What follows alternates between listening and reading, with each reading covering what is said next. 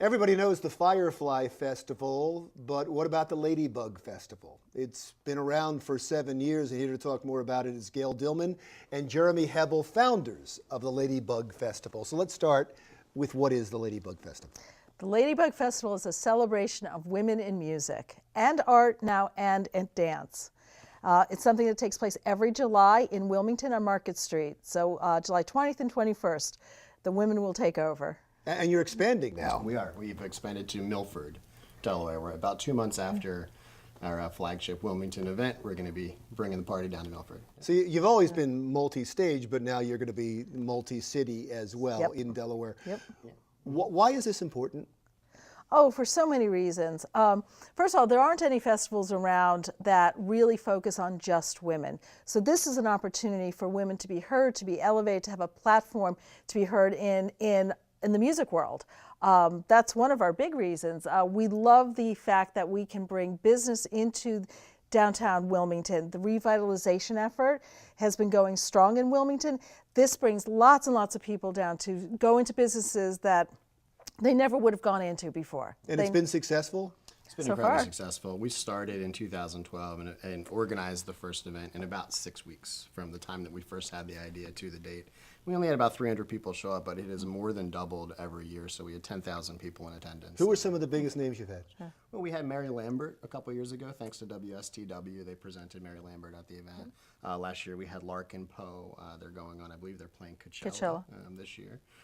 We've had Caroline Rose, our local headliners, Angela Chic, Naja Nicole. I mean, really, Nalani we've had and Serena. incredible lineup. And you're promising a headliner, a big name headliner this year, right? So And this that person year, is? to be announced at a later date. That will be done at the Queen on Market Street as well, the 500 block of Market Street, and we will be announced that later in the spring. You're early working summer. on it now. We are. So you know some names, but you're not do. ready to We commit do. to some of the names. And when you hear the names, the people are going to go, "Oh, wow!" They are. They're Right? going to You're say sure? yes, yes, yes. You they would will. think that this is your year.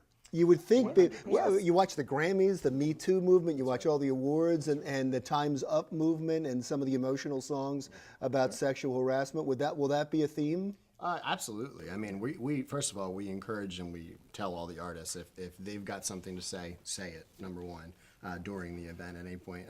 We absolutely are, I think, making a big difference, first of all, in how we're paying all of these artists. A lot of the artists that we're choosing, that we're featuring and hiring, are typically some of the lower, like if you look at a big festival like a Coachella or a Bonnaroo, the artists that are going to be in those bottom 2 or 3 lines that typically have been selected are not going to be paid for their performance.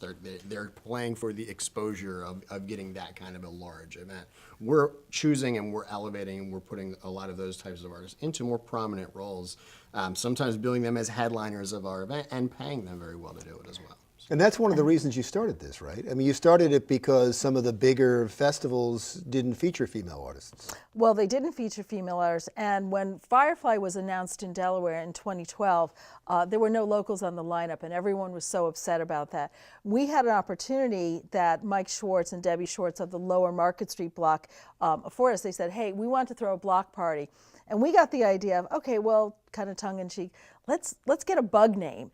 And we were thinking, okay, well, what bug could we use? And we had a lot of names, but we decided on Ladybug. We didn't even realize at that point it was the state bug of Delaware. We had no idea. It's a very happy accident. And then we decided let's make it kitschy. Let's make it different. So let's have it be about women, a celebration of women in music. And that's how it gave birth. It was crazy.